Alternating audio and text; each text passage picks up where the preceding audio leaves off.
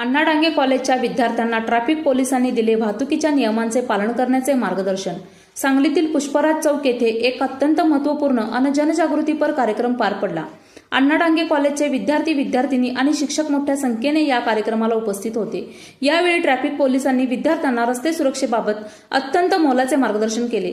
गाडी चालवताना कोणते नियम पाळले पाहिजेत, हेल्मेट आणि सीट बेल्टचे महत्त्व काय आहे, वाहन चालवताना मोबाईलचा वापर किती धोकादायक ठरू शकतो, तसेच वेग मर्यादा पाळणे, सिग्नलचे पालन करणे आणि वाहतुकीचे नियम समजून घेणे किती आवश्यक आहे याची सविस्तर माहिती विद्यार्थ्यांना देण्यात आली।